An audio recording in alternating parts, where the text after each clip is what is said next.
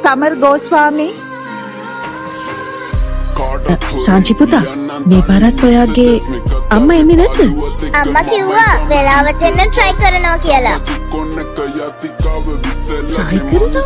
කලින් පාරත් මෙයාගේ තාත්තා ආවේ. මේ පාර වැඩකාරීත් එක්ක ඉවලා තියෙනවා.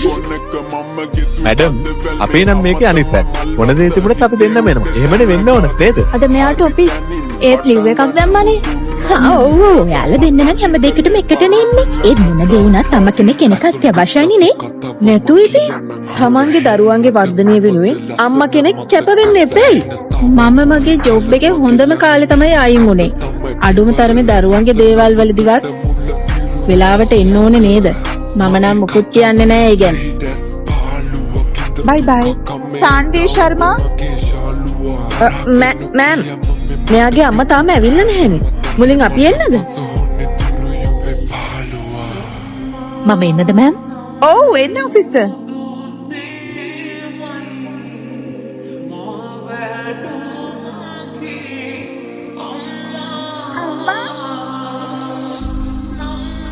හයි මෑම්.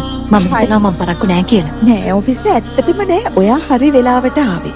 ඔයාගේ අවස්ථාව තමයි දැන්. ඊට කලින් මට සර්ප්‍රයිස් එකක් දෙන්න තියෙනවා. ඇත්තටම ඔයාලා හැමෝම වෙනුවෙන්. දුව ඔයා රචනාවක් ලියව නේද? හැමෝටම ඇහෙන්න කියවනවා නේද?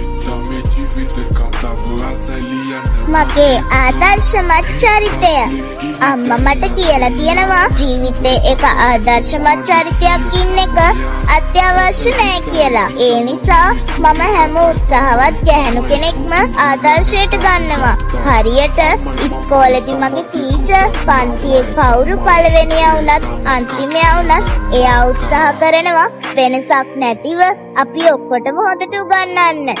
මගේ ගෙදර ඉන්න රජිනා නැන්දා අම්මා කොයි හරි මිෂන් එකකට යනවා නම් එයා මට අම්මා නැති අඩුව දැනෙන්නේ නැති වෙන්න බලා ගන්නවා. ඒ වගේම මගේ අම්මා එයා අපේ රට වෙනුවෙන් බොහොම වැදගත් රාජකාරියක් ඉටු කරනවා. ඒ අතර එයා try කරනවා හොඳම අම්මා කෙනෙක් වෙන්න. ඒ නිසා ජීවිතේ එන අභියෝග වලින් නොසැලී උත්සාහයෙන් නැගිටින හැම කෙනෙක්ම මට ආදර්ශවත් චරිතයක්. මමත් කවදා හරි එහෙම වෙනවා.